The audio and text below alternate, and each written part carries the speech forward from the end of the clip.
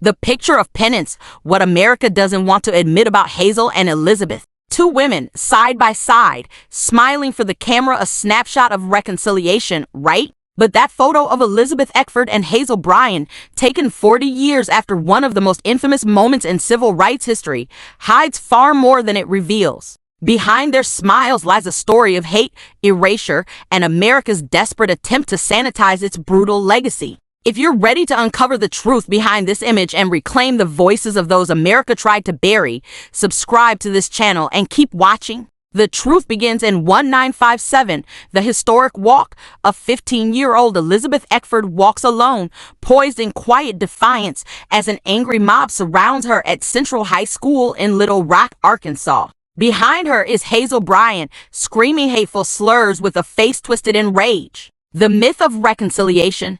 Decades later, Hazel apologized and the two posed for a photo together. But whose healing was that image really for? It wasn't for Elizabeth, nor for the countless women like her who still bear the weight of systemic violence. The silencing of identity. Elizabeth, like so many labeled Black, is likely a descendant of the original people of this land, American Indians erased through paper genocide. Her walk wasn't just about integrating a school, it was a defiant act against a colonial system that misclassified her, stripped her of her sovereignty, and demanded she disappear. The smiling photo doesn't capture justice, it hides the truth of America's willful amnesia. There is a very dark history behind this picture right here. 40 years prior, these are the same two women captured in one of the most infamous and shocking moments in American civil rights history. This is 15-year-old Elizabeth Eckford, and it was supposed to be her first day of school at Little Rock Central High School. And the girl walking behind her with a face full of hate and just spewing and shouting out racial slurs is 15-year-old Hazel Bryan. Now here's the backstory. So the date is September 4th, 1957, and Elizabeth was one of the Little Rock 9, first Black students chosen to integrate the all-white schools in Arkansas. So did you notice that there were only 8 of them in that video? Elizabeth didn't have a phone at home, so she could get the last-minute message that everybody was supposed to meet up together. Didn't know about any plan to arrive at the school accompanied by 4 ministers. She rode the bus and arrived to the school alone. I got off the bus 2 blocks from school, and I could hear the murmur of a crowd. She had heard on the news that the governor deployed the National Guard to help keep the peace during this integration. I was not afraid because I knew that the Arkansas National Guard was there. They were actually there to keep them out. They closed ranks when I approached. I thought, well, maybe I'm not supposed to enter here. So I walked down further where there was another sidewalk leading to the school. This time the soldiers crossed rifles to bar me. I still did not understand that they were there to keep me out. So I made a third attempt, and when I made a third attempt, the soldier directed me across the street where there were angry demonstrators shouting. As I stepped out into the street, they surged in and were behind me. They said a lot of angry, hurtful things. So Hazel's loudmouth was one that was specifically heard yelling out, "Go home, N-word, go back to Africa." I had heard people saying, "Get a rope, let's hang her from a tree."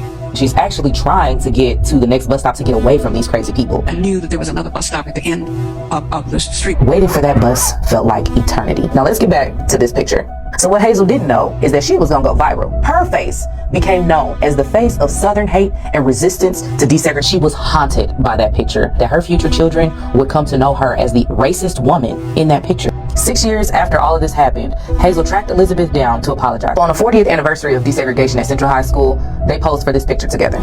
Here's the real story. Elizabeth Eckford wasn't just a schoolgirl facing racism. She was a displaced American Indian woman walking into a battlefield of misclassification. The mob shouting, "Go back to Africa," didn't believe she was African they needed her to be. Because if Elizabeth was indigenous, it would shatter the foundations of white America's claim to the land. The photo of Hazel and Elizabeth wasn't reconciliation, it was a cover-up, a way to make white supremacy more palatable while silencing the truth of Elizabeth's heritage. The consequences of this erasure are profound. False narratives. Hazel became a symbol of redemption, but Elizabeth's full story, her lineage, her sovereignty was never told. Cultural theft.